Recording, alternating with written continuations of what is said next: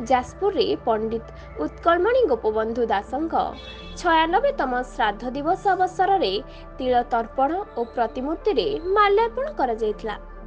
सकाळू पुण्य तोया बैतरणी नदी तटरे वेद मंत्र ध्वनि रे तिल तर्पण करा जायतला। ଏହି ତିଳ ତର୍ପଣ କାର୍ଯ୍ୟକ୍ରମରେ ଯାଜପୁର ପୌରପାଳିକାର ପୌରାଧ୍ୟକ୍ଷା ରଞ୍ଜୁଲତା ହୋତା, ପୌର ଉପାଧ୍ୟକ୍ଷ ସନ୍ତୋଷ କୁମାର ମଲ୍ଲିକ, ପୂର୍ବତନ ପୌରାଧ୍ୟକ୍ଷ ଭବପ୍ରସାଦ ଦାସ, ଅନନ୍ୟ ସାହିତ୍ୟ ସଂସଦର ସଭାପତି ସନ୍ତୋଷ କୁମାର ନନ୍ଦ, ଯାଜପୁର ପ୍ରେସ ବ୍ଲକର ସଭାପତି ରାଜୀବ ମହାନ୍ତି, ବୃନ୍ଦାବନ ମିଶ୍ର ପ୍ରମୁଖ ସାମିଲ ହୋଇଥିଲେ। ପରେ ଯାଜପୁର ଜିଲ୍ଲା ସ୍କୁଲ ପରିସରରେ ଥିବା ପଣ୍ଡିତ ଉତ୍କଳମଣି ଗୋପବନ୍ଧୁ ଦାସଙ୍କ ପ୍ରତିମୂର୍ତ୍ତିରେ ମାଲ୍ୟାର୍ପଣ କରାଯାଇଥିଲା।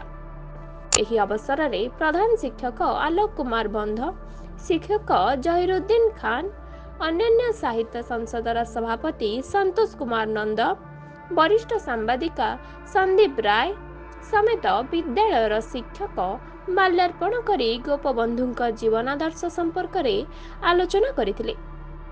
ଏହି ଅବସରରେ ବିଦ୍ୟାଳୟର ଶିକ୍ଷକ ଶିକ୍ଷୟିତ୍ରୀ ଓ ଛାତ୍ରଛାତ୍ରୀ ଯୋଗଦେଇ ଗୋପବନ୍ଧୁଙ୍କ ପ୍ରତିମୂର୍ତ୍ତିରେ ମାଲ୍ୟାର୍ପଣ କରି ଗୋପବନ୍ଧୁଙ୍କ ଆଦର୍ଶରେ ଅନୁପ୍ରାଣିତ ହେବା ପାଇଁ ଛାତ୍ରଛାତ୍ରୀଙ୍କୁ ଆହ୍ୱାନ ଦେଇଥିଲେ।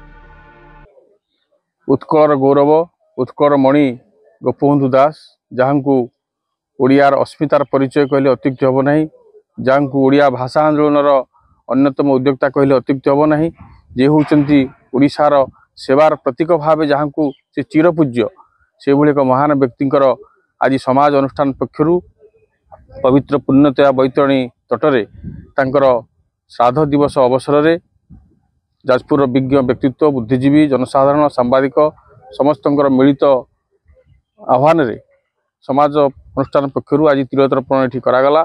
तांकर आत्मार सद्गति पई प्रार्थना करागला एवं यहाँ पर गोपबंधु प्रतिमूर्ति रे जिला हाईस्कल ठारे माल्यार्पण करा जिवो एवं विभिन्न सभा समितिर आयोजन करा जायछि समाज पक्षरु। तो आज होउछि आम ओडिया मानक पई एक पवित्र दिन, स्मरणीय दिन, जो दिन को जदि आम स्मरण न रखिबा ताल पूज्य पूजा पई एक बड़ व्यतिक्रम हब। तेणुक गोपबंधु दास कहले ओडिशा इतिहासर एक अन्यतम दिग, अर्ध शताब्दीर से होउछन्ति इतिहास। सेवा क्षेत्र में कहतु, सामाजिक क्षेत्र में कहतु, राजनैतिक क्षेत्र में कहतु, साहित्य क्षेत्र में कहतु, सबु क्षेत्र में जे जुदिल्यमान प्रतीक भाव में आज भी समस्त हृदय बंचित।